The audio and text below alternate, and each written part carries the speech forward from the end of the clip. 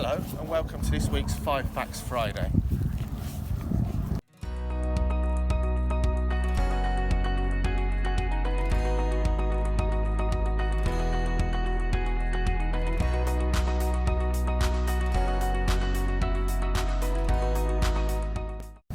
This week's 5 Facts is 5 reasons why you should choose a Harris Hawk as your falconry bird. We've done 5 reasons why not to get a Harris Hawk, and there's plenty more than 5, but let's be a bit positive and give you 5 reasons you could choose a Harris Hawk over any other bird you decide to train for falconry.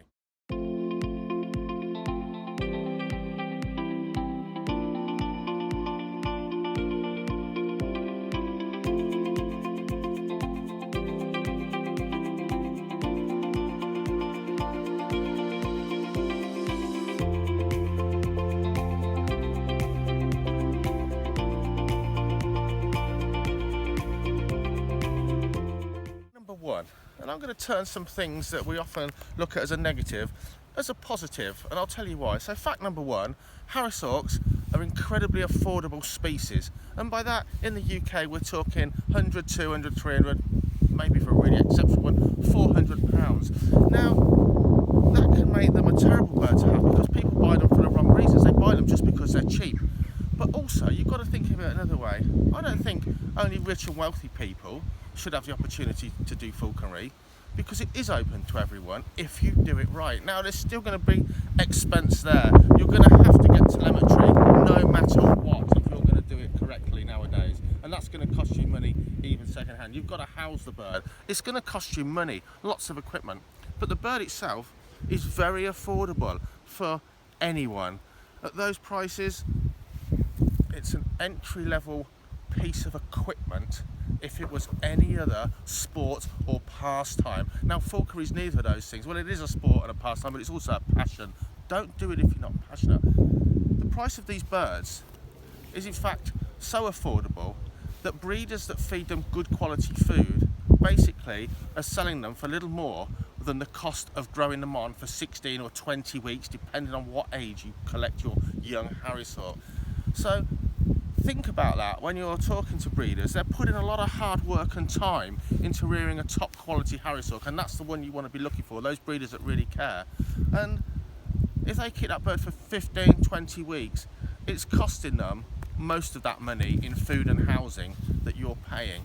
How ridiculous. They're making you a product, they're building you, they're creating you with their skill and knowledge, the good guys, a product, a falconry bird, almost for no gain to themselves other than seeing a lovely quality bird going hopefully into really good hands. Let's make that a positive just this once. Fact number 2, the Harris Hawk. We're talking UK falconry, but this does apply, a lot of this will apply to anywhere in the world. But from our point of view, in the UK and the countryside we have around us across the United Kingdom, the Harris Hawk is the most versatile species of falconry bird, bar none. You can fly these birds in enclosed woodland as you may a goshawk. You can fly these birds soaring above, attacking quarry from soaring and waiting on if you've got good slopey hill country. You can fly these birds at open ground quarry, the flatlands. You can fly these birds in short pursuit if your quarry is the humble and amazing rabbit. These birds can be trained to fly to a drone. They can be trained to do intelligence tests. They're that clever. Not just the land and the landscape versatility, you've got a species of bird across the male and the female, they're different sizes of course, that can take all manner of quarry, maybe what you have available. They'll never be as fast off the fist as a goshawk, but these birds, when fit, and this is the key thing with falconry, those birds have to be supremely fit or you're wasting your time and you will be disappointed, as will the bird. When gotten particularly fit, it will take fur and feather of many species. Anything from a 9-pound brown hare, how ridiculous, a bird this big, 2.5 pounds, down to magpie, crow and partridge, but we're talking in the correct setups with an incredibly fit bird. It is versatile in its quarry base, and it is supremely versatile in the landscape you can hunt it over, because as it often said, it's almost a cross between a hawk and a buzzard. It's neither of those things, but it has attributes of both kinds of family groups of birds that make it a jack of all trades, and it certainly can be master of some. Fact number 2, it's the most versatile species of bird you can find in any aspect of falconry. Fact number 3, harrisawks are a social species. The only other bird of prey that hunts in a group or in a pack in the wild is a Galapagos hawk. You're not going to see those in falconry. The harrisawk, most birds of prey hunt on their own. Occasionally, birds like the Verreaux's eagle in Africa, that's a well-known example, hunt in mated pairs. But generally speaking, birds of prey are lone hunters. It's a warm day, isn't it, Zara? The harrisawk, you could argue, is tailor-made for falconry. Go. Because falconry... Conkers are falling off the tree. Falconry is a team sport, isn't it? It's at least 2 people in a team, a human and a bird of prey. And usually a human, a bird of prey, a dog, maybe a ferret. Other species like goshawks and redtails, they learn the benefits of working in that team and how it makes life easier for them. Look at that.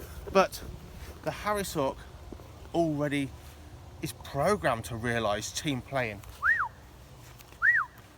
Team playing is the way to go. They'll soon adapt to the crazy team of weird person, a human, me, a dog, a ferret, and themselves. Harrisawks really can't stand dogs. They remind them way too much of their arch enemy, the coyote. Harrisawks will hate your dog all day long, but get in the field and it will learn your dog is part of that team, a valuable part of the team. And it'll work fantastically well with your dog, even though it doesn't really like it. So fact number 3, a raptor that is designed for falconry. It's a team player.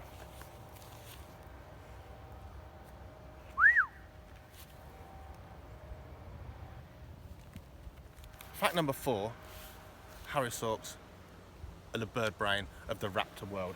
They're nothing compared to a raven or an intelligent species of parrot. But as birds of prey go, harrisawks, due to their evolution of being a team hunter, they've got more brain power than a lot of other species of birds of prey. If you work in a team, you've got to have a better brain. You've got to have a better vocabulary than a loner, and they have. And that intelligence can make them sometimes a difficult species for the beginner. They can outthink the beginner, which would create bad habits within the falconry regime. Birds that do things that really aren't helpful to you, but you've taught them that because they've taught you to teach them that by feeding them for doing something wrong. An intelligent species like an intelligent dog, though, if you get it right, there's nothing else like it. It's a thinker. It'll hunt using its brain, not just its eyes and its speed. It can work things out. Fact number 4 has to be harrisawks are incredibly intelligent. Zara. She'll come with the camera there, let's see. Yes, she will. Good girl. To give you some idea of the intelligence and the sociability of harrisawks, Zara's been in an enclosed or semi-enclosed breeding aviary for about 6 months now. This is about the 5th time I've took her out for training. Intelligence, sociability. I don't think there's many birds of prey that would go from being in semi-seclusion aviary, breeding all summer with their boyfriend, to almost zero handling, flying to the glove, stress-free, issue-free. And that'll take us in a second onto fact number 5. Now, Zara is actually so intelligent, she normally doesn't ever chase a dummy bunny.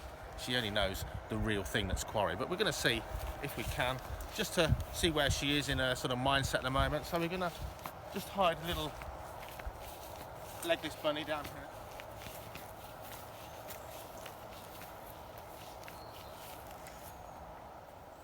Now, if this is your young bird of prey you're training, and you on your own fly it from trees while you do lure work, you're going to very quickly have a problem where that young bird will always probably think trees are the best place to hunt from. So always try and use a machine or a friend to do that for you. Zara, she knows the score. Let's just see. This is just an experiment. Let's just see. Ho!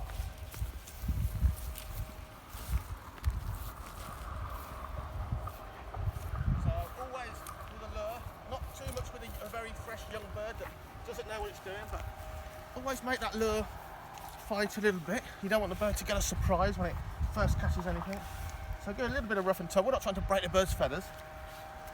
All we can make in, and hopefully with Zara, we can give a little trade-off and just go through those motions, just getting her head back around what it is she's supposed to do. So we'll give her a bit of food for catching it, because of course it's only a fluffy pencil case, and we'll let her eat that on the lure. It gives her a bit of meaning to the lure. Very nice. If you're not into eating meat or cooking, falconry, you have to be a food preparer, a cook, a butcher. Of course, they're meat eaters. So we'll let her eat that, and then we'll pick her up to a reward, and we'll end there. She's done her work for the day, and I've realised that she's spot on, ready to go.